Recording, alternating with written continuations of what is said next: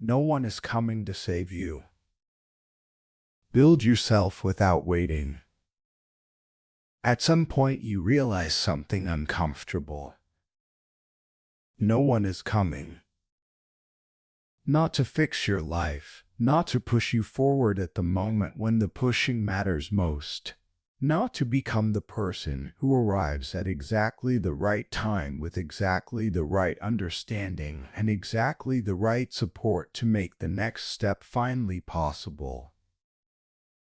The version of events in which someone appears from outside, from above, from the direction you have been quietly watching, and makes the difference that the difference requires does not materialize on the schedule that the waiting assumed.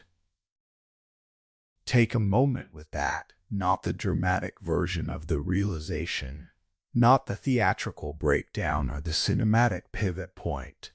The ordinary, quiet version of it, the specific moment when the accumulated evidence of the many instances in which the expected support did not arrive in the expected form finally tips over into the recognition you can no longer revise away. The person who was going to understand you has not understood you. The support that was going to arrive has arrived in a form that did not serve the genuine need. The circumstances that were going to improve have continued to be exactly what they were, and the waiting you have organized around the expectation of their improvement has consumed something specific and irreversible time. This realization can break you, not dramatically at all, but in the specific way that the permanent revision of a deeply held expectation produces the specific grief of the lost future. The future in which the help arrived and things were different because the help had arrived. That future was real in the internal model. Its non-caraval is a genuine loss. Or the realization can finally make you move. And the difference between the breaking and the moving is not the strength of character, not the natural resilience of the unusually capable person. It is the specific understanding and the specific practices that this audiobook develops across 10 chapters. The understanding of what the waiting pattern actually is, what it is built from, why it feels safe when it is costly, and what specifically interrupts it. The practices that build the alternative, chapter by chapter, layer by layer, until the person who was waiting for the arriving help has become the person who is their own provision of it. That is the transformation this audiobook builds, not the motivational version of the transformation. The inspired decision that everything will be different from now on. The developed version of it, the specific changes in thinking, in emotional regulation, in behavioral habit, and in identity that are built through the deliberate practices this audiobook describes. No one is coming by the end of this audiobook. That fact will not be the disappointing conclusion of an unhappy recognition. It will be the specific, clear, useful starting point of a person who has understood what that fact actually means for how they build their life going forward. Introduction. The lie you've been living in. You were not lazy, you were waiting. The specific lie that this audiobook names in its introduction is not the lie of the obviously false belief. Not the statement that you know with confidence to be untrue. It is the lie of the frame, the specific cognitive structure through which you have been organizing your experience, your expectations, and your relationship to the forward movement of your life in a way that felt reasonable at each individual moment but has, in aggregate, been quietly keeping you stationary while you experience the stationary state as the reasonable response to the genuine circumstances. The frame is this: the forward movement of your life requires something that has not yet arrived. The support, the clarity, the right moment, the person who finally understands, the circumstances that finally align. And until that thing arrives, the appropriate posture is the patient readiness of the person who is prepared to move when the conditions finally permit the movement. This is not a dramatic posture. It does not feel like avoidance. It feels like the intelligent management of the genuine complexity of acting in the absence of the conditions that would make the action more likely to succeed. But here is the specific cost of the frame, the cost that the frame consistently prevents you from seeing clearly the things you are waiting for are, in the majority of the cases that matter most, not the prerequisites for the movement but the products of it. The clarity comes from engaging with the confusion, not from waiting until the confusion resolves itself. The confidence comes from acting in the presence of the doubt, not from waiting until the doubt disappears. The right circumstances come from creating them through the sustained effort of the directed action, not from waiting until they arrive on their own. And the support, the genuine understanding support that would actually serve the forward movement, comes from demonstrating through the movement itself the capability and the direction that the support would then attach to.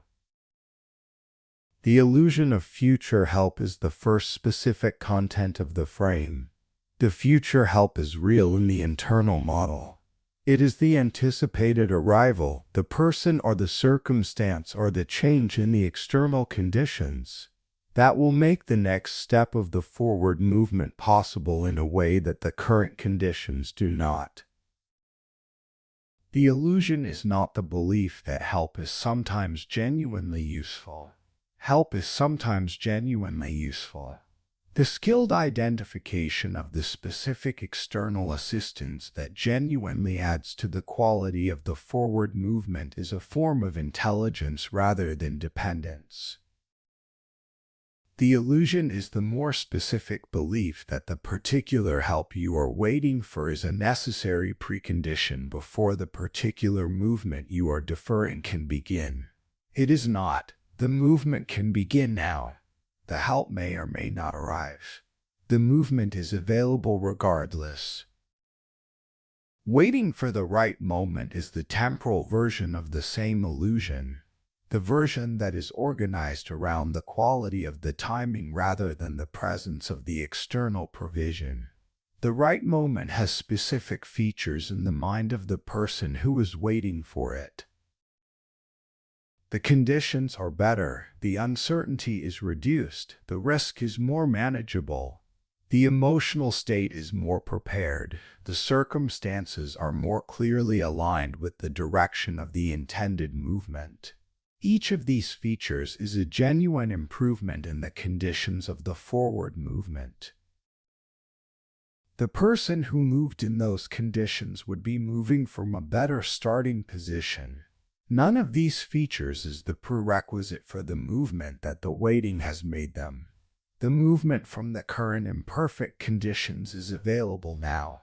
The movement from the improved conditions, if they ever arrive, will also be available then. The question is not which conditions would be better to move from. The question is what the delay between now and then is producing. Emotional dependence on others is the third content of the lie, and it is the content that is most directly addressed by the practices of the later chapters.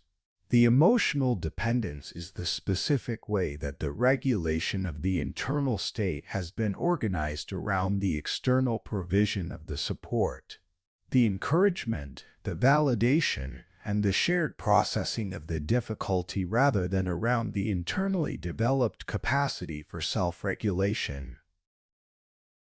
The emotional dependence is not experienced as a choice. It is experienced as the natural state of a person who genuinely needs what others provide. And the need is not invented, the need is real. The specific dependence on the specific others to provide it is the learned pattern rather than the fixed requirement. And the learned pattern has a specific cost. It makes the forward movement conditional on the emotional availability of the people whose provision the movement has been made dependent on. Why this mindset feels safe is the psychological mechanism that makes the frame so durable. The waiting is not experienced as avoidance. It is experienced as the prudent management of the genuine risk of the forward movement. The appropriate recognition that important things are better done with more support and more preparation than the current conditions offer. The safety of the waiting is the specific quality that prevents the honest examination of its cost. Because the cost is not felt immediately, it accumulates, and the accumulation is what the next chapter examines with the precision that makes the examination useful rather than merely uncomfortable. How the frame quietly keeps you stuck is the specific mechanism of the cost. The stuck state is not the dramatic paralysis of the person who cannot move at all.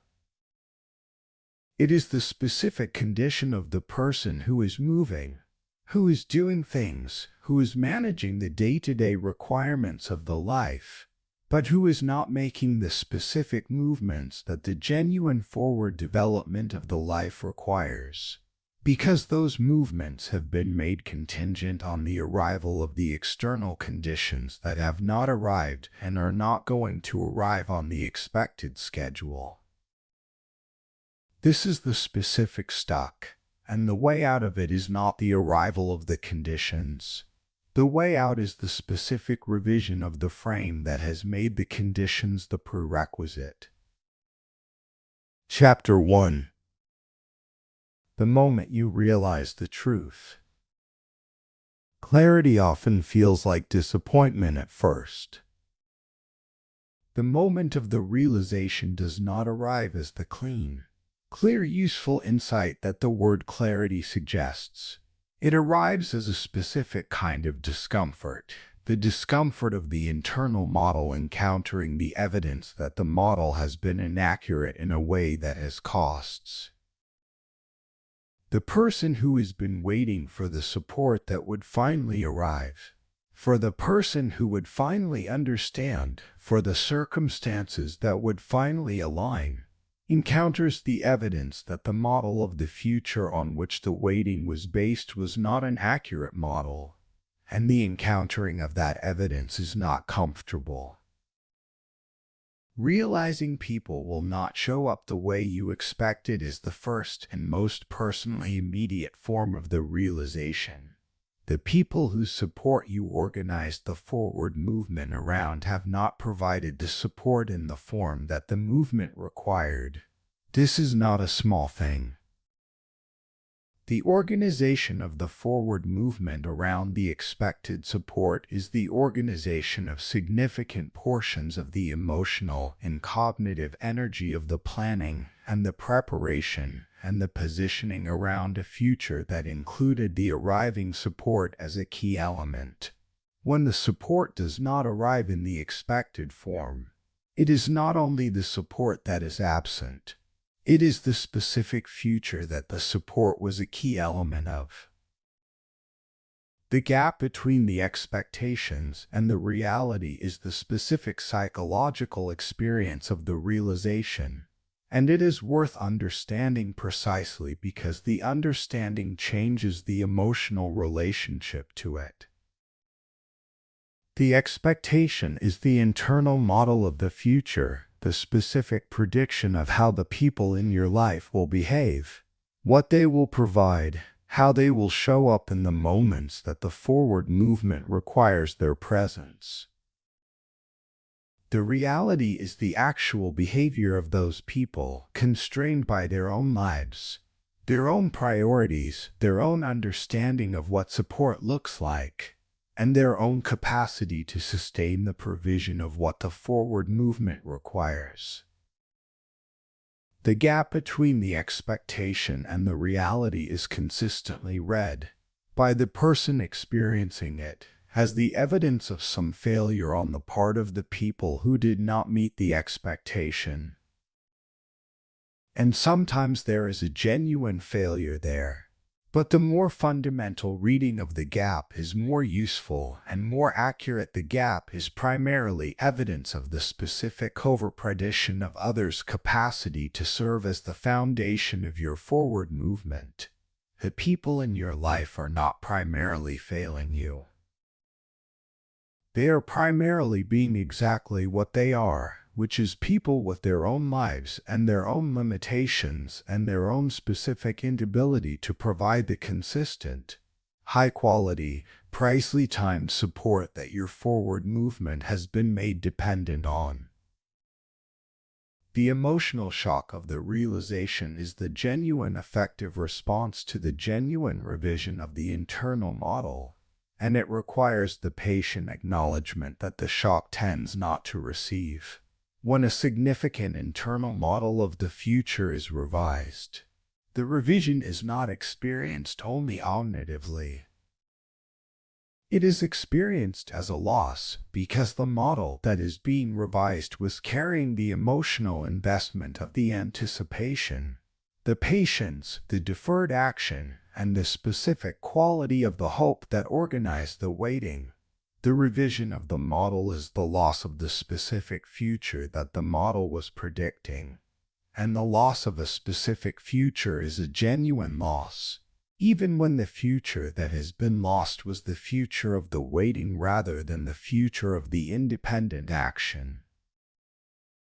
What is needed in the presence of the emotional shock is not the suppression of the feeling or the performance of the stoic acceptance of the new reality. What is needed is the specific acknowledgement that the feeling is the accurate response to a genuine loss, combined with the recognition that the loss of the waiting future is not only a loss. It is also, specifically and importantly, the removal of the specific cognitive and emotional structure that has been keeping the independent forward movement from beginning. You are losing the future in which the help arrives. You are not losing the future. The future that the independent movement is going to build is not gone. It has simply not yet been started, because the arrival of the help was the condition that was supposed to start it. Accepting the truth is the specific cognitive act that the realization requires and that the shock of the realization makes genuinely difficult. The acceptance is not the dramatic surrender to the disappointing reality. It is not the bitter conclusion that people are fundamentally unreliable and that the world is hostile to your forward movement. It is the specific, precise, useful revision of the internal model to accurately reflect the genuine situation. The support you were waiting for is not coming in the form you expected, on the timeline you assumed, with the quality and the consistency the expectation required. This is the honest description of the situation. It is not the catastrophe the shock makes it feel like. It is the accurate starting point from which the independent forward movement begins. The acceptance is the prerequisite for the action because the action that is built on the continued expectation of the arriving help is the action of the person who is still, fundamentally, waiting. Every plan that includes the arriving support as a necessary element is still the waiting plan, regardless of how much activity it produces in the interim. The genuine action, the action that does not require the prior arrival of the expected support before the genuinely important movement can begin, is only possible for the person who has genuinely accepted that the support is not coming in the expected form. And the genuine acceptance is what this chapter builds the foundation for. Because without it, every practice described in the subsequent chapters remains the practice of the person who is waiting for the conditions to improve before the practices can really begin. Chapter 2. Why you thought someone would come. You were taught to expect support, not build strength. The expectation of the arriving help is not the irrational belief of the unrealistic person. It is the accurate expression of the specific learning that most people's development provides. The social environment in which the early development of most people occurs is genuinely organized around the provision of support.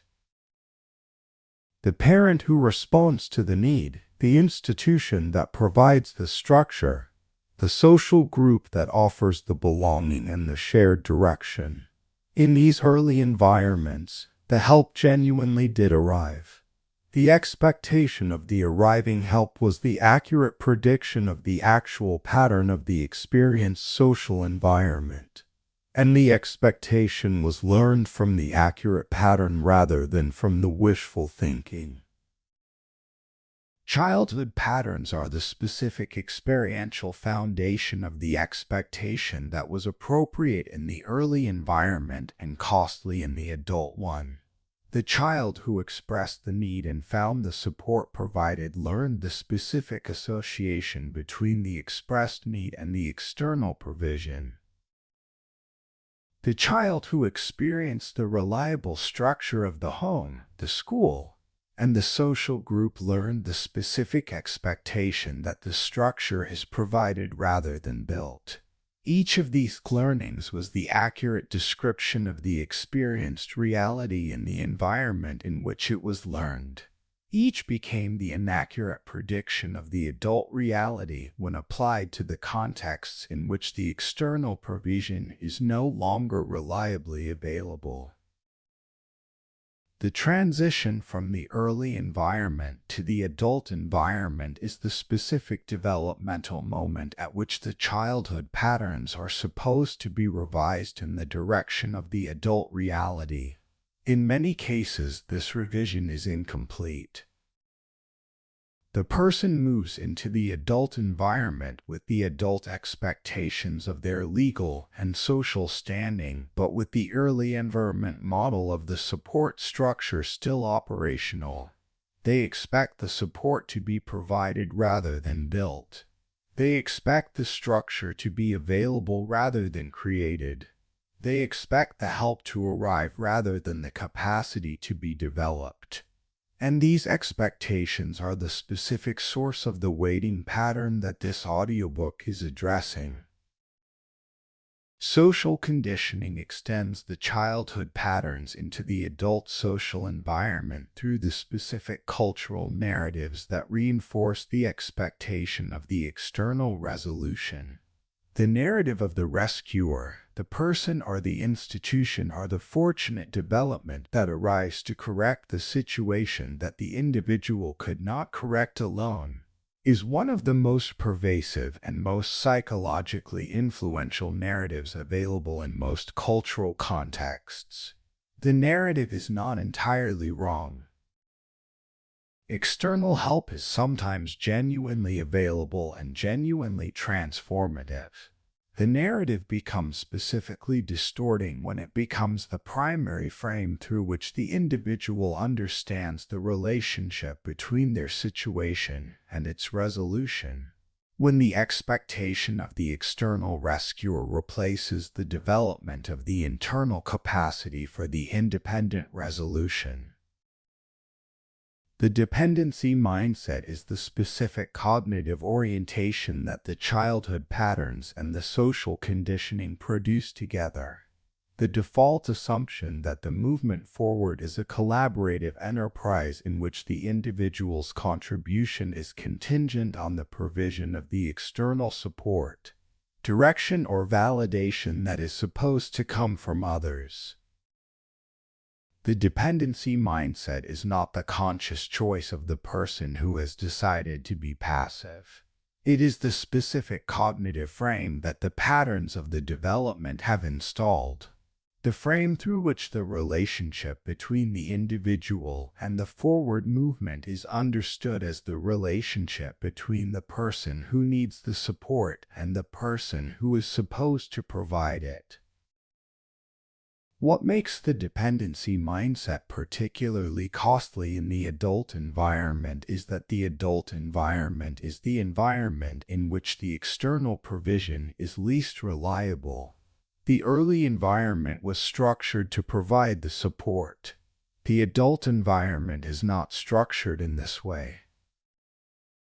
The adult environment is structured around the assumption that the adults in it are each capable of their own self-direction and are each primarily responsible for the management of their own development. The dependency mindset is the application of the early environment expectations to the adult environment reality. And the gap between the expectation and the reality is the specific source of the disappointment that this audiobook helps you to understand. External validation is the specific form of the dependency mindset that most directly targets the decision-making and vacation-taking. The person who requires external validation before acting has learned the specific association between the confirmation of others and the safety of the action. The validation reduces the anxiety of the forward movement by providing the social confirmation that the direction is acceptable, that the action is warranted, that the risk is manageable. Without the validation, the anxiety is not managed and the movement does not occur. The specific cost of this pattern is the inversion of the genuine relationship between action and confidence. The genuine confidence is the product of the action, not the prerequisite for it. The external validation that is being waited for is providing an imitation of the confidence that the action itself would have produced. It is providing the imitation at the cost of the action. And the action, once taken and successfully navigated, would have produced the genuine confidence that no external validation can actually supply. Understanding why the expectation developed through the genuine learning of the early patterns and the genuine reinforcement of the cultural conditioning is not the exercise in exoneration that it might appear to be. It is the specific cognitive foundation for the revision of the expectation. The revision is not the punishment of the past learning. It is the deliberate update of the internal model to accurately reflect the adult reality. The external provision that was reliable in the early environment is not reliably available in the adult one. The forward movement that was contingent on the external provision must be rebuilt on the foundation of the internal capacity that the external provision was substituting for. And the building of that internal capacity is the specific project of the remaining chapters. Chapter 3: The Hidden Cost of Waiting. Waiting does not pause your life, it wastes it. The specific quality of the waiting's cost that makes it the hidden cost is the invisibility of the alternative. The cost of the waiting is not the cost of the obvious loss. The money spent, the relationship damaged, the opportunity explicitly declined and therefore visibly foregone. It is the cost of the path not taken, the development that did not occur, the capability that was not built, the confidence that was not generated through the action that the waiting deferred, the relationships that were not formed through the independent movement that the waiting prevented. These costs are invisible because they are the absence of things that do not yet exist. The comparison required to make them visible, the comparison between the life lived through the waiting and the life that the independent action would have produced, is a comparison the waiting person cannot make from inside the waiting. Lost time is the first and most irreversible specific cost. Time is the specific resource that the waiting consumes without the awareness of the consumption. The day of the waiting does not feel like the day of the significant loss. It feels like the reasonable day of the prudent management of the genuine complexity of the situation, the day in which the conditions were not yet right for the important action and the waiting was the appropriate response. The accumulation of many such days is only apparent in the retrospective view. The 6 months that have passed since the last significant forward movement, the year in which the specific skill was not built, the period in which the direction was not established and the momentum was not generated. By the time the accumulation is visible, the time cannot be recovered.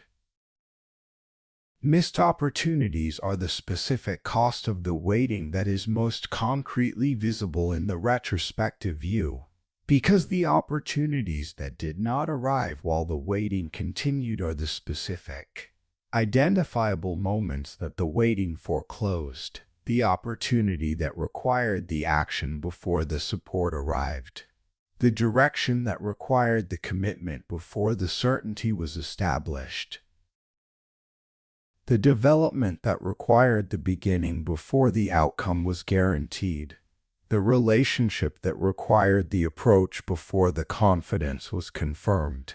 Each of these was a genuine opportunity. The waiting, by making the action contingent on the prior provision of the absent support, prevented the engagement with each opportunity at the moment when the engagement was possible. And the opportunity in most cases did not wait.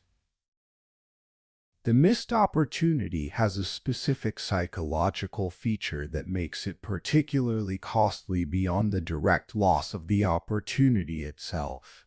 The missed opportunity is the specific evidence of the cost of the waiting that is available to the honest retrospective examination.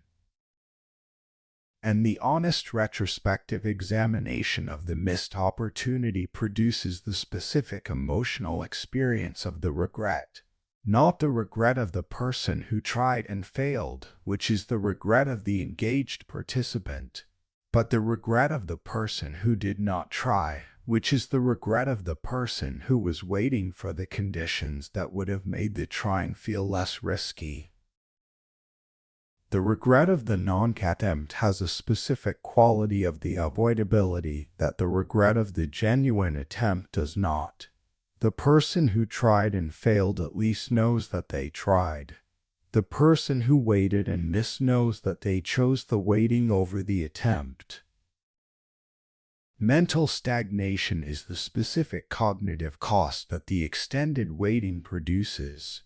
And it is the cost that most directly affects the quality of the thinking that the independent action, when it finally begins, will require. The mind that is not engaging with the genuine challenges of the independent forward movement is not building the specific capacities, the problem-solving, the decision-making under uncertainty, the management of the cognitive complexity of the genuinely novel situation, that the genuine engagement with those challenges develops. The mental stagnation is the accurate description of the cognitive condition of the person who has been waiting for a long time, not the absence of thinking, the absence of the specific quality of thinking that the genuine challenges of the independent forward movement produce. The mind that has been waiting is the mind that has been primarily engaged with the management of the waiting, the assessment of the conditions, the evaluation of whether the conditions have improved sufficiently, the maintenance of the expectation that the support will eventually arrive. This engagement is not the cognitive development that the genuine forward movement requires. It is the cognitive maintenance of the waiting, which is a very different kind of mental activity and which does not build the capacities that the genuine forward movement will require when the waiting finally ends. Emotional frustration is the final specific cost, and it is the cost that is most directly experienced but most consistently mislabeled. The person who has been waiting for a long time experiences the specific emotional state of the frustration, the effect of the blocked movement, the thwarted intention, the genuine desire for the forward motion that the waiting is preventing. The frustration is real and is the accurate emotional signal of the blocked movement.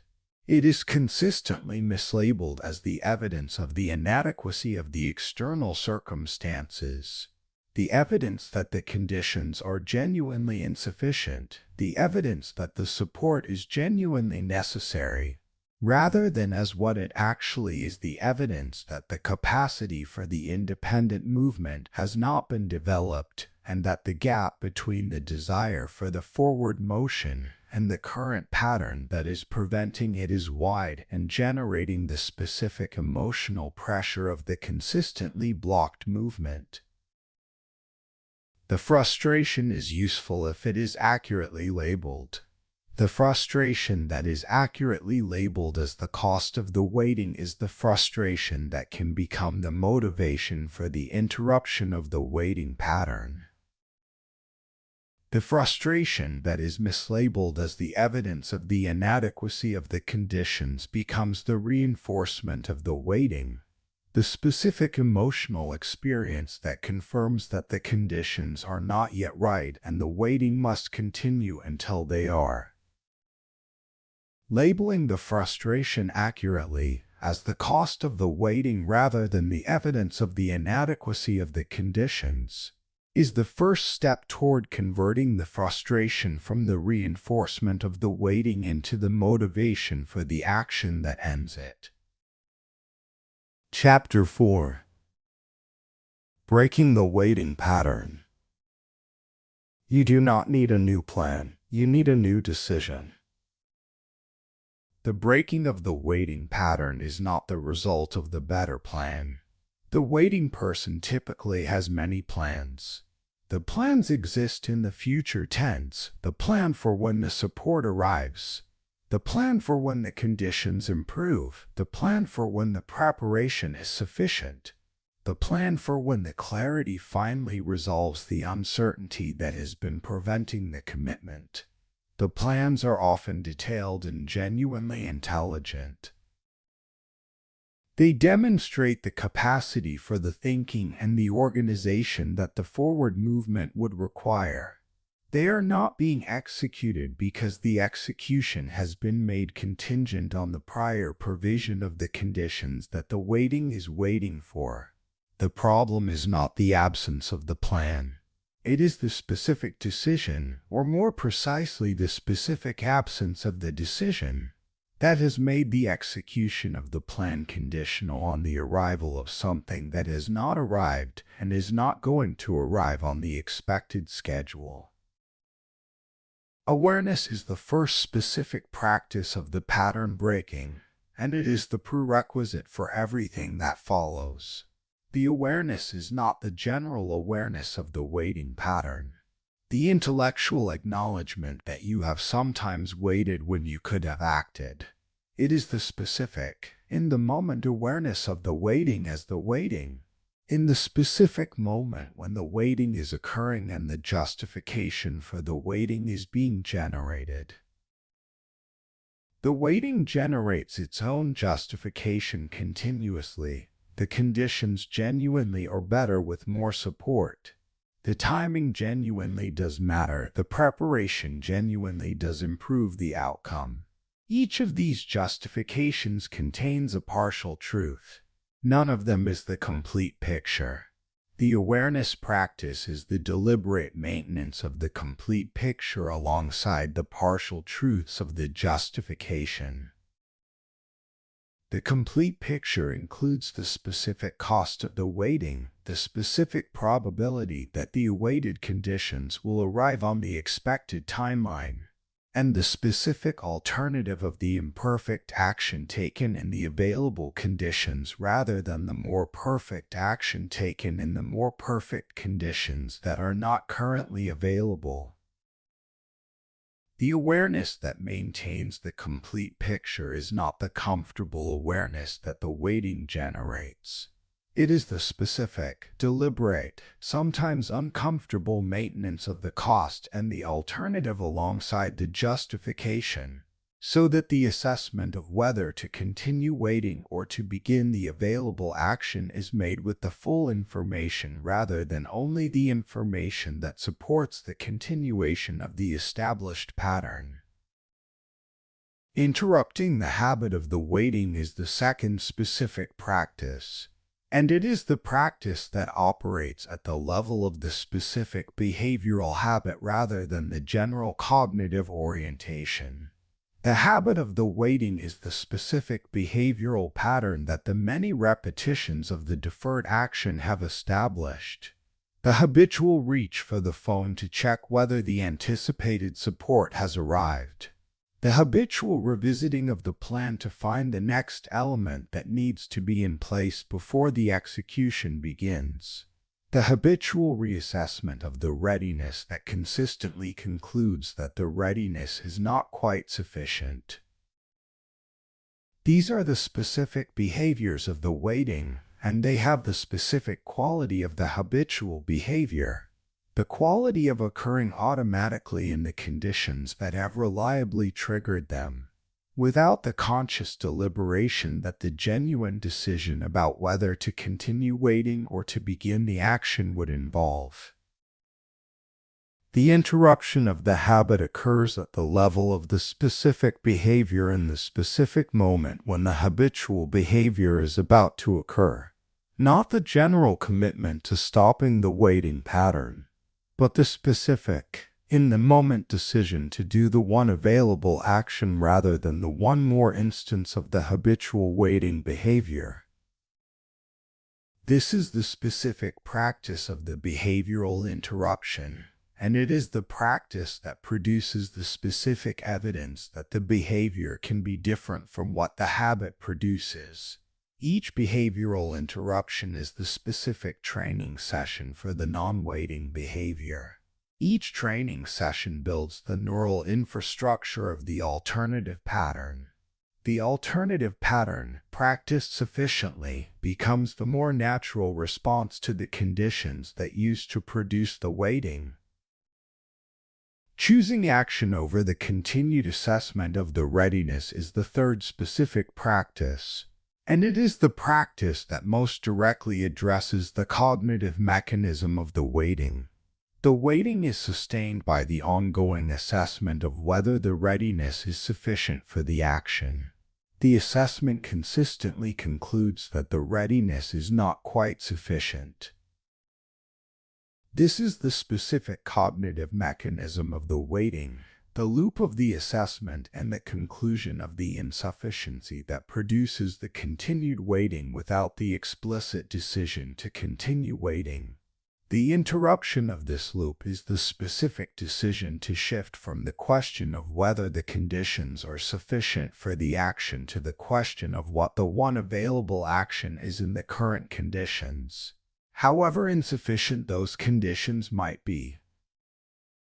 Letting go of expectations is the fourth specific practice, and it is the one that is most directly emotionally demanding because it requires the genuine revision of the internal model of the future. The expectations, the anticipated support, the expected understanding, the predicted availability of the external conditions, are not simply cognitive errors to be corrected through the better information. They are the emotional investments in the specific version of the future that the waiting has been organized around. The letting go of the expectations is the genuine relinquishment of the specific future that the waiting was premised on. The genuine acceptance that the forward movement will proceed without the provision of the conditions that the expectations required. The letting go does not produce the immediate relief that the word suggests. It produces, initially, the specific emotional experience of the loss, the grief of the future that was expected and that is now being recognized as unavailable on the expected terms. The loss is real. It deserves the acknowledgement rather than the immediate suppression.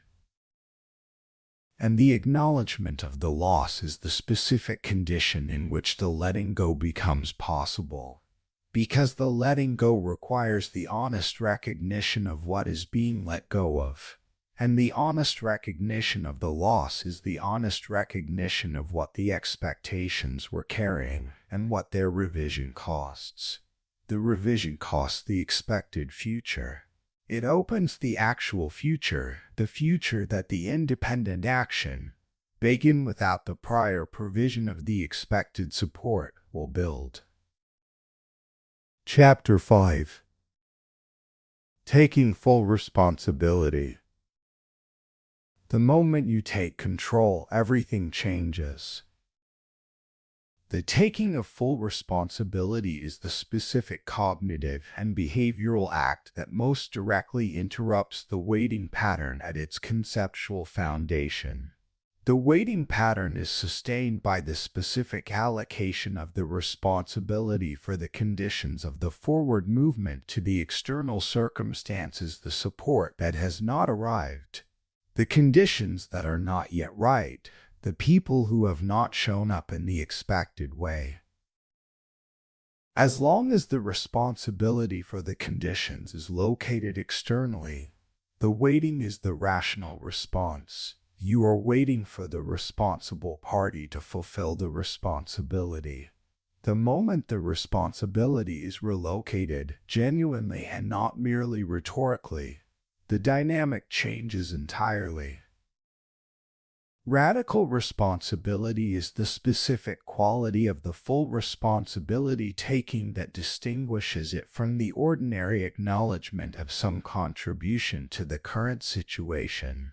The ordinary acknowledgement maintains the partial externalization I contributed to this situation, and the external conditions also contributed. The radical responsibility drops the qualification entirely. The current situation is the product of the choices and the non-choices that I have made and not made. And the forward movement from this situation is entirely in the domain of the choices and the actions that I am about to make. The radical quality is not the self-punishment of the person who condemns themselves for the current situation.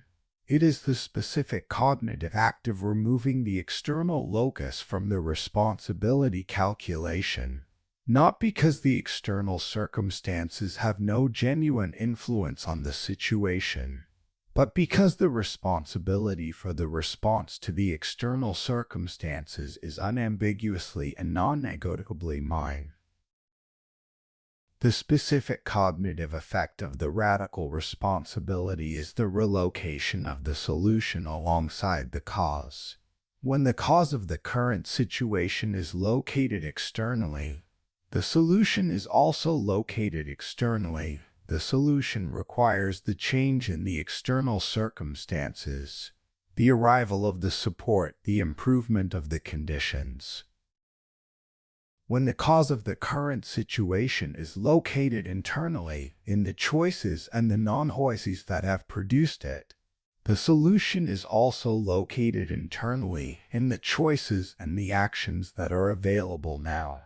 This is the specific change that the radical responsibility produces, not the change in the external circumstances, which the radical responsibility does not provide, but the change in the relationship between the person and the available response to the external circumstances.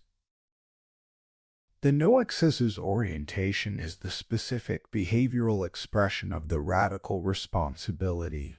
The deliberate refusal to generate or accept the explanations that locate the cause of the current situation in the external circumstances rather than in the available responses to those circumstances.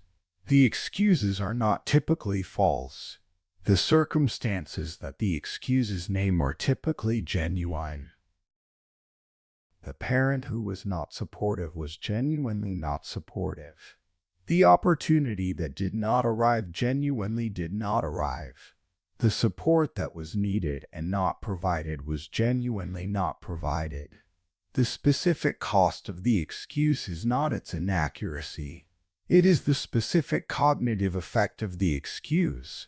The location of the cause of the current situation in the domain of things that cannot be changed, and therefore the location of the solution in the same domain. The no-access orientation keeps the analysis in the domain of the available responses rather than the domain of the unchanged circumstances. Ownership is the specific experiential quality that the radical responsibility and the no-access orientation produce together. The felt sense of being the author of the current situation and the agent of the forward movement rather than the recipient of the external circumstances who is managed by those circumstances rather than managing the response to them. The ownership does not feel like the comfortable experience of the person who has accepted a pleasant situation. It feels like the weight of the person who has accepted the genuine requirement of the genuine situation. It is heavier than the weighting, which distributed the weight across the expected arrivals that would eventually carry it. But the weight of the ownership is the specific weight that produces the movement. Because the movement begins when the person who bears the weight of the responsibility chooses to act.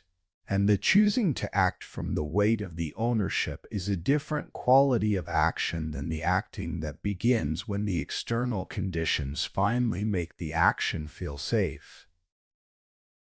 Power and control is the specific psychological experience that the full responsibility taking produces for the person who maintains it consistently across the range of situations that challenge the maintenance. The weighting produces the experience of powerlessness, the specific effect of the person whose forward movement is contingent on the prior action of others who have not acted and may not act.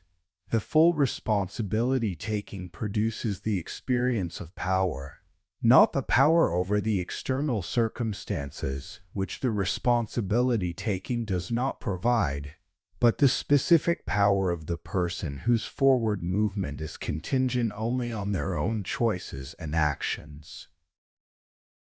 The power is the experience of the genuine agency, the direct, unmediated relationship between the decision and the movement that the full responsibility makes possible. This experience is not comfortable in the way that the waiting is comfortable. It is the specific experience of the engaged actor rather than the patient waiter. And it is the experience from which the genuine forward development of the life becomes possible. Chapter 6. Moving without support. You grow the most when no one is watching. Moving without support is the specific behavioral practice that the full responsibility taking makes possible and that the independent movement requires as its ongoing expression. The movement without support is not the dramatic performance of the self-sufficient person who refuses all external assistance. It is the specific practice of beginning the movement before the support has arrived. Before the confirmation that the direction is right, before the encouragement that the action is warranted, before the presence of the other people who would make the movement a shared effort rather than a solitary one. The movement without support is the movement that begins in the available conditions rather than the movement that waits for the improved conditions that the support would have provided. Acting alone in the context of the movement without support is the specific experience of the action without the external facilitation that the dependency pattern required before the action could begin. The action alone is typically more uncomfortable than the action with support. This is not a problem to be solved. It is the specific quality of the developmental challenge that the action alone provides. The absence of the shared energy, the external encouragement, And the accountability to others makes the moment of beginning genuinely harder than the same beginning would have been with those elements present. The discomfort is real and should not be dismissed as the trivial inconvenience of the person who needs to be tougher. The discomfort is the specific signal that the capacity for the independent action is being exercised rather than the dependency pattern being continued. And the exercise of the capacity is what builds the capacity. Self-motivation in the absence of external encouragement is the specific internal capacity that the movement without support requires and that the movement without support develops. The self-motivation is not the sustained enthusiasm of the person who is always excited about the direction. The sustained enthusiasm is one of the pleasures of the genuinely motivated pursuit, but it is not the foundation of the self-motivation.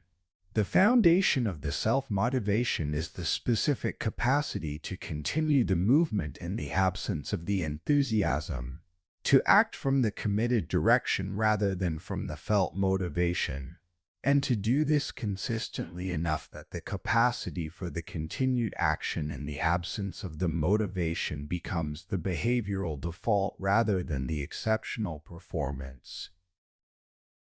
The self-motivation is built through the specific, repeated experience of acting in the absence of the motivation and finding that the action produced the manageable outcome rather than the catastrophic failure that the absence of the motivation seemed to predict. Each instance of the action without the supporting motivation is the specific training session for the self-motivation capacity. Each training session builds the specific self-knowledge that the motivation is not the prerequisite for the action. The action is possible without the motivation. The motivation, experienced as the genuine sense of energy and enthusiasm and direction, frequently arrives after the action has begun rather than before it. The person who has learned this, through the specific repeated experience of the action and the absence of the felt motivation, has developed the specific self-motivation that the movement without support requires. No validation needed is the specific cognitive shift that the movement without support produces gradually across many instances of the unvalidated action. Each action that was taken without the prior validation of the social environment, and that produced manageable outcomes despite the absence of the prior validation, is the specific evidence that the validation was not a genuine prerequisite for the action. The accumulated evidence revises the internal model. The validation is useful additional information when it is available and accurate, not the necessary precondition for the action without which the action cannot properly begin. This revision is the specific cognitive foundation of the psychological independence that the movement without support builds. Internal drive is the specific motivational architecture that develops through the consistent practice of the movement without support. The gradual development of the motivational structure that is organized around the internal assessment of the direction rather than the external provision of the encouragement to move in it. The internal drive is not the dramatic internal passion of the person who is always intensely motivated by their direction. It is the quieter, more durable, more specifically independent quality of the person who continues to move because the internal assessment of the genuine value of the direction is sufficient to sustain the movement through the periods when the external encouragement is absent. This quality is not given. It is built specifically and progressively through the specific, consistent practice of the movement in the conditions where the external encouragement is not available. Chapter 7. Building yourself in silence. Real growth is invisible at first. The silence in which the real growth occurs is the specific condition of the absence of the external recognition, the state in which the development is happening without the witness, the acknowledgement, or the confirmation of the social environment. The real growth is invisible at first, not because it is not genuine, but because it has not yet reached the threshold of the external expression that the social environment can detect and respond to. The person who is building in the silence is building in the period before the threshold, doing the daily work, maintaining the direction, and generating the specific internal development that will eventually produce the externally visible achievement. Without the external recognition that would confirm the building is happening, or the external encouragement that would make the building feel validated. Quiet discipline is the specific quality of the building in silence. The consistent application of the specific daily practices in the absence of the external accountability, the external encouragement, and the external recognition that the social environment of the shared effort would provide. The quiet discipline is the discipline that no one witnesses and no one confirms. The person who maintains it does so because the internal standard, the honest, self-imposed requirement of the consistent daily practice, is the governing criterion of the behavior rather than the social environment's recognition or the external accountability's pressure. The quiet discipline is the specific quality that distinguishes the person who is genuinely building from the person who is performing the building when others are watching and deferring it when they are not. Daily work in the context of the building in silence is the specific, consistent, unremarkable application of the direction and the ordinary conditions of the ordinary day.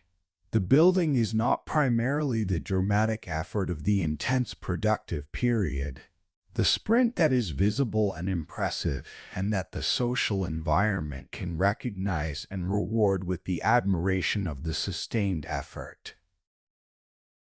It is the accumulated small application, the practice that happens when no one is watching, the reading that happens without the social confirmation, the specific skill work that happens in the absence of the audience, the direction that is maintained through the ordinary conditions that offer no external reason for the maintenance other than the internal standard that requires it. Each application is individually small. The accumulation of many applications across many ordinary days is the specific material from which the visible achievement is eventually built. No external recognition is the specific condition of the genuine building in silence, and it is the condition that most directly tests the genuine quality of the internal drive described in the preceding chapter. The external recognition, when it arrives, provides the specific emotional reward that makes the continued direction feel validated and worthwhile. The building in silence removes this reward from the experience of the direction. The person who continues to build in its absence is the person whose direction is genuinely motivated by the internal assessment of its value rather than by the external confirmation of that value. This is the specific quality of the most durable motivation, the motivation that does not require the continued external validation for its maintenance. Because the external validation, however pleasant when it arrives, is not reliably available across the full duration of the building that the genuinely significant development requires. Internal progress is the specific metric of the building in silence and the specific alternative to the external recognition that the silent building does not provide. The internal progress is the honest, internal assessment of the development that has occurred rather than the external measurement of the achievement that the social environment can confirm.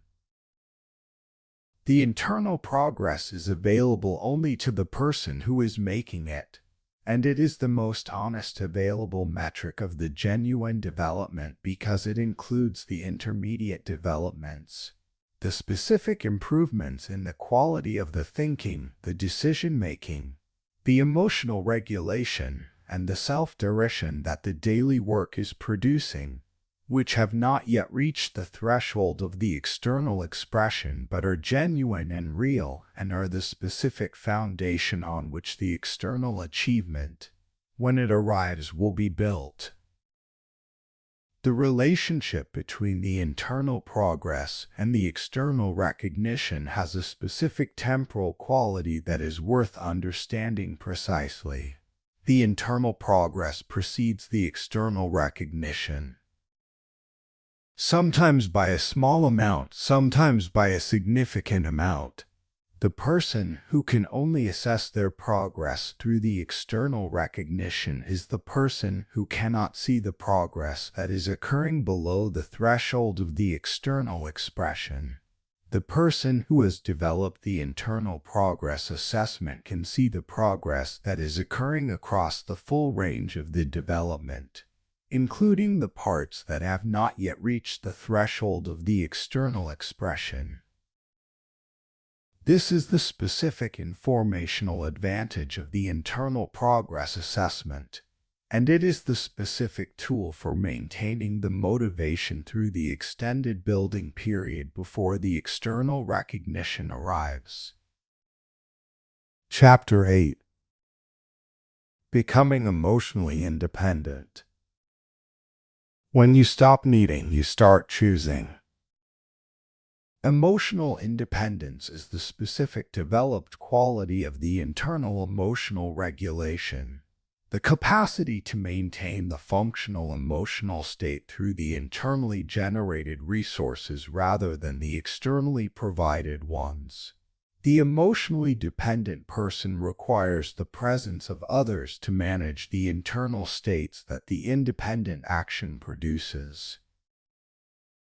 The reassurance to manage the anxiety of the new direction, the encouragement to manage the discouragement of the difficult period, the shared processing to manage the emotional weight of the significant difficulty, the validation to manage the self-doubt of the uncertain assessment. Each of these is a genuine need being met through the external provision. The emotional independence is not the elimination of the need. It is the development of the internal capacity to meet the need through the internal resource rather than the external provision. The distinction between needing and choosing is the specific transformation that the emotional independence produces in the relationship to others. The person who needs others in the emotional sense of requiring their provision for the maintenance of the functional internal state is the person whose relationships are organized around the management of the needs. The person who chooses others, who engages in the relationship from the position of the sufficient internal state that does not require the external provision for its maintenance, is the person whose relationships are organized around the genuine contribution that the other person makes to the life that is already functioning at the adequate level. This is the specific transformation from the needing to the choosing, and it is the transformation that the emotional independence produces. Emotional detachment in the context of the emotional independence is the specific quality of the relationship to the emotional states that the independent action produces. The capacity to experience the anxiety of the unsupported movement, the discouragement of the absence of the external recognition, and the loneliness of the building in silence without those emotional states becoming the determinants of the continued direction. The detachment is not the suppression of the emotional experience. The emotional experience is real and should be acknowledged rather than suppressed. The detachment is the specific quality of the relationship to the experience. The feeling is present, is genuinely felt, and is not the governing criterion of whether the direction continues. The direction was established through the deliberate assessment in the clearer-headed state before the emotional difficulty arrived. The emotional detachment maintains the direction through the emotional difficulty by recognizing the difficulty as the current emotional state rather than the accurate assessment of the direction's value. Stability is the specific behavioral expression of the emotional independence, the maintained quality of the decision-making, the action-taking, and the direction holding across the varying emotional states that the independent movement produces over time. The stable person is not the person who always feels stable. They are the person whose behavior maintains the same quality whether the emotional state is the high of the productive period, when the direction is clear and the momentum is present and the motivation is felt, or the low of the discouraging period, when the direction is uncertain and the momentum has stalled and the motivation is absent.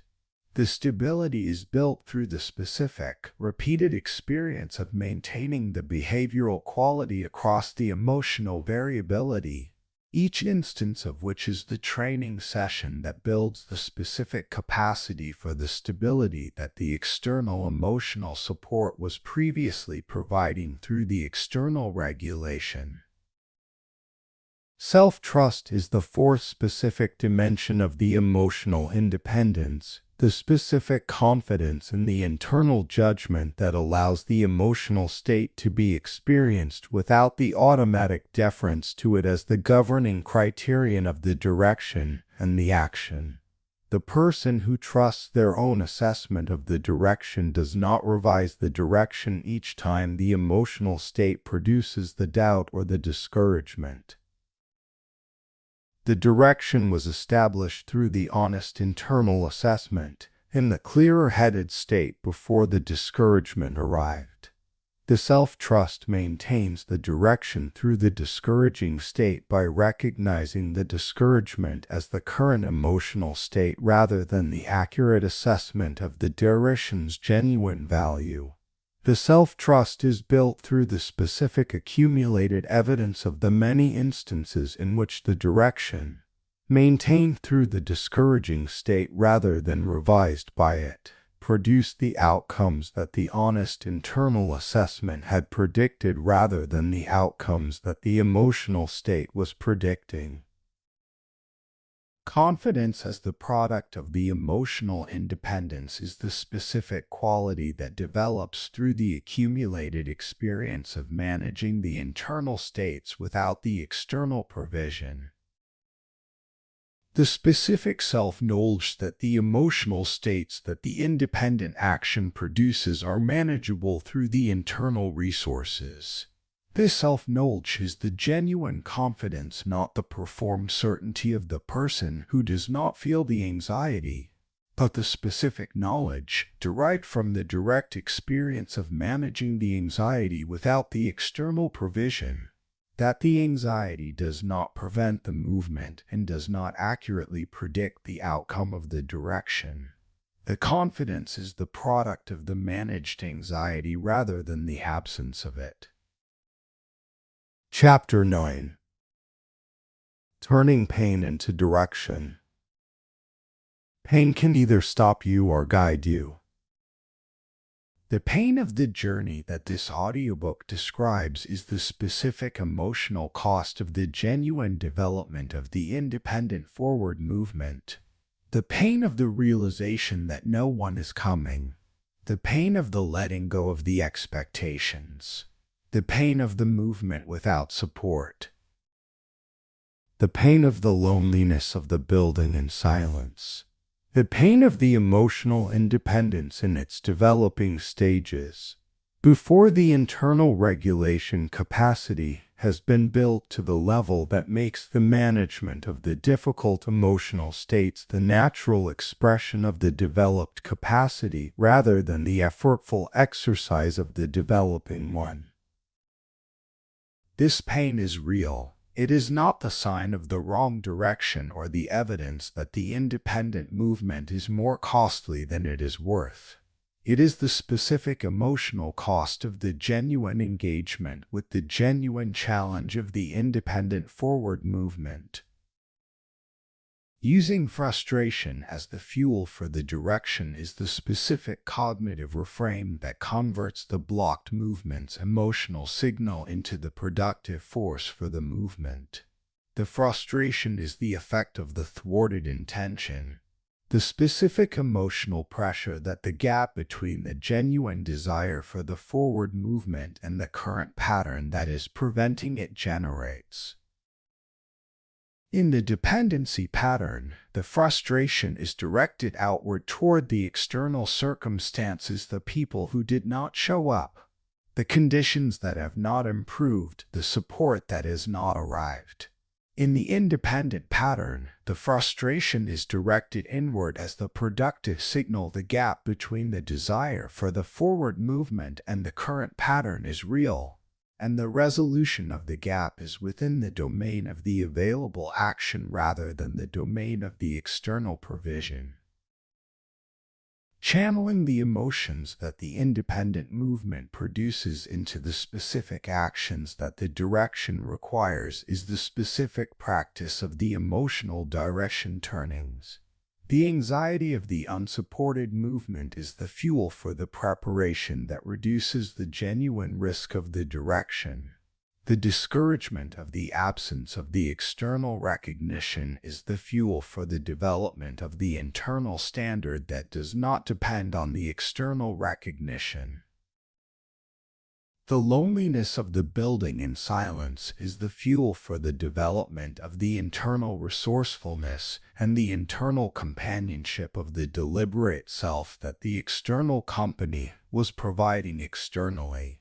Each emotion is the specific signal of a genuine requirement, the requirement for the specific development that the emotion is pointing toward, and the channeling of the emotion into the development that it is pointing toward is the specific practice of the pain to direction conversion.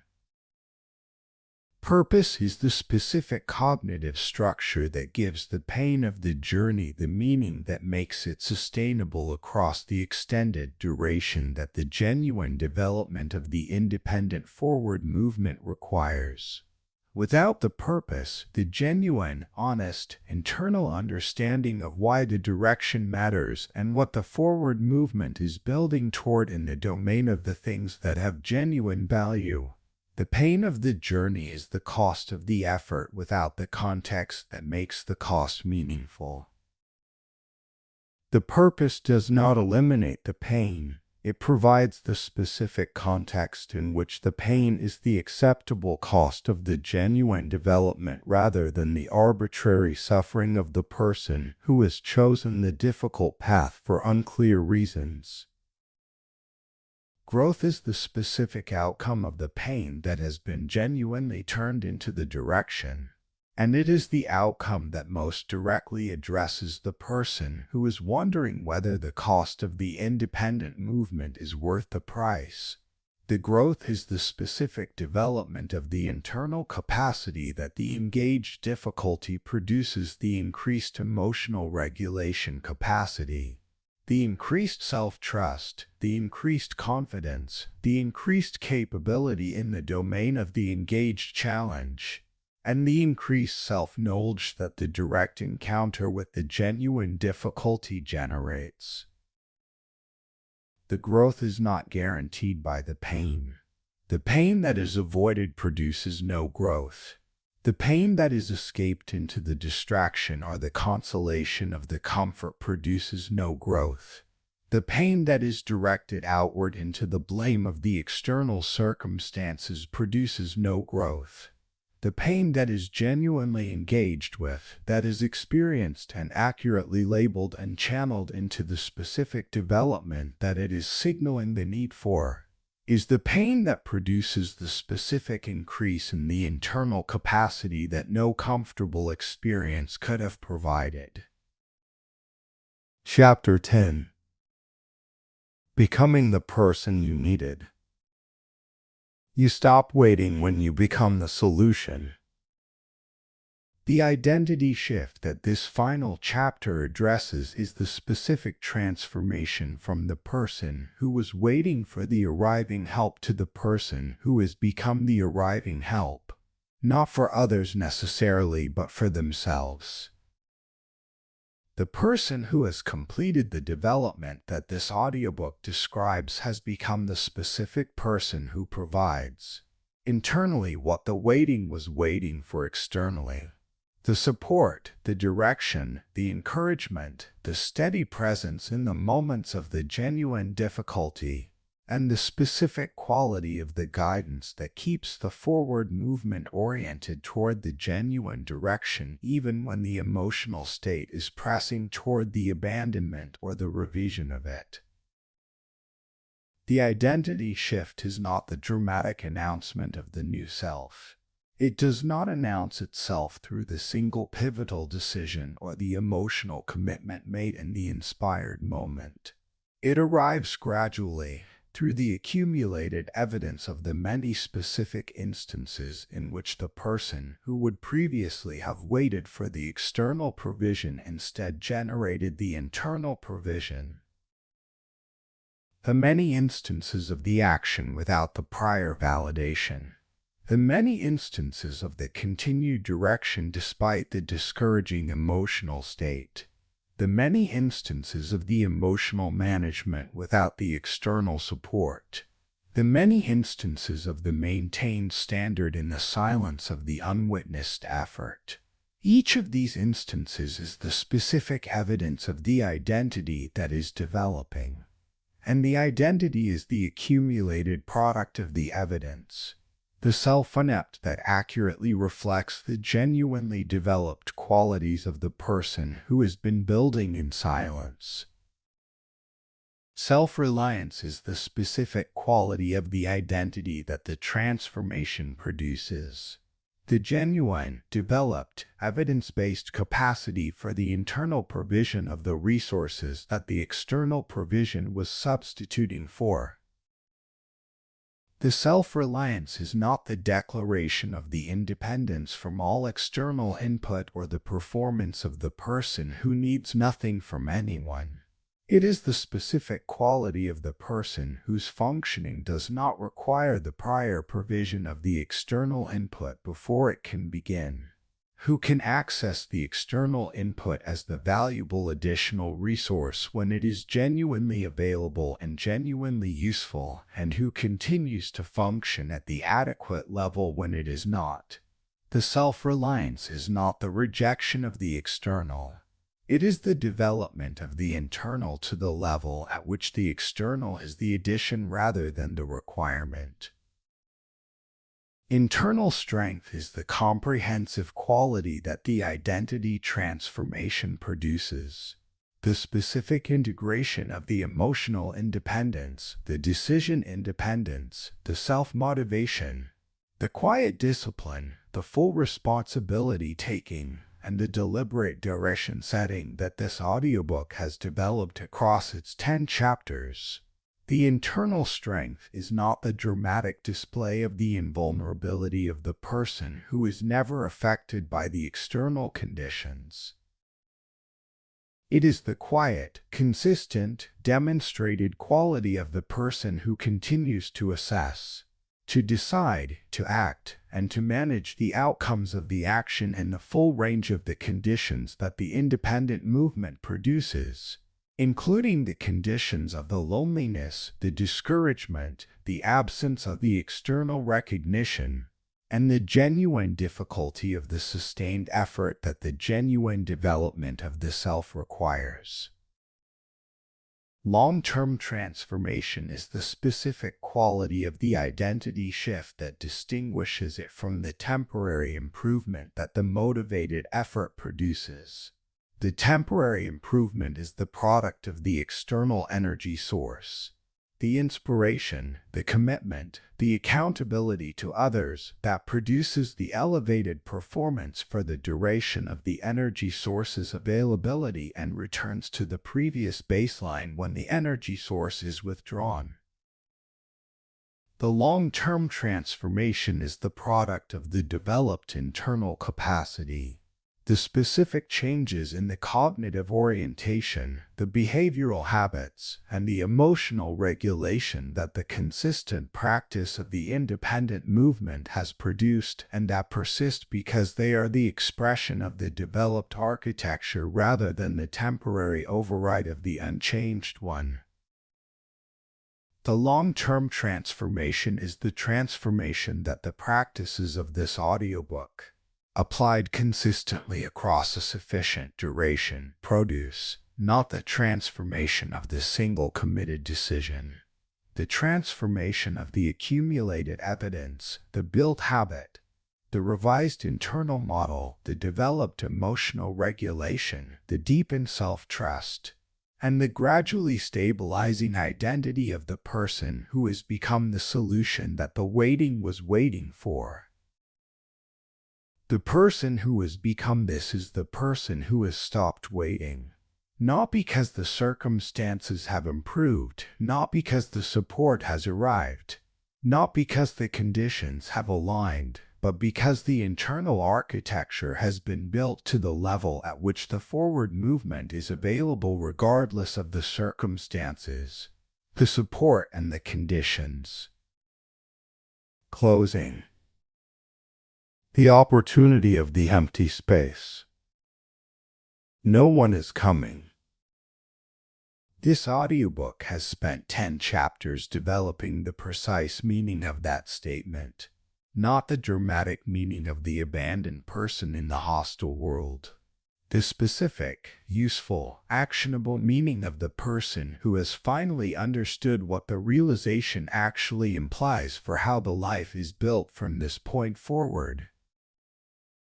It implies this: the waiting is over, not because the circumstances have changed, not because the support has arrived, because the understanding has changed, because the frame through which the relationship between the individual and the forward movement of the life is understood has been revised from the frame in which the external provision is the prerequisite to the frame in which the internal capacity is the foundation.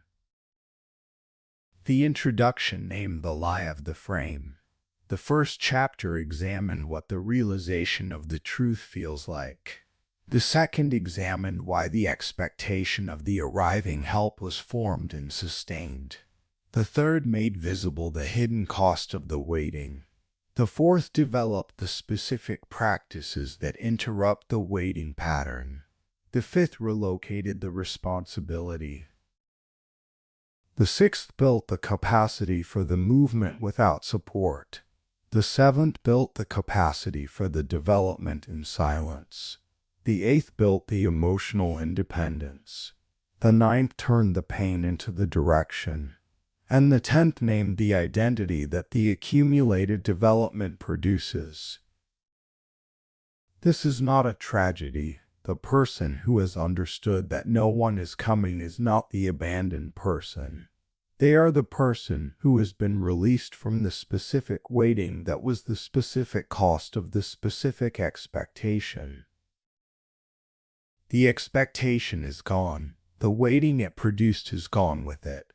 What remains is the specific opportunity of the person who has understood that the forward movement is available now, in the current conditions, with the current resources, through the specific actions that the current capacity makes possible. The opportunity is not the comfortable opportunity of the improved conditions. It is the specific, available, real opportunity of the person who has taken the full responsibility, who has developed the capacity for the independent movement, and who no longer requires the prior arrival of the external provision before the genuinely important movement can begin. That opportunity is yours. It has always been yours. The waiting was what was keeping you from it. The waiting is over. No one is coming. And that is not a tragedy. It is your opportunity.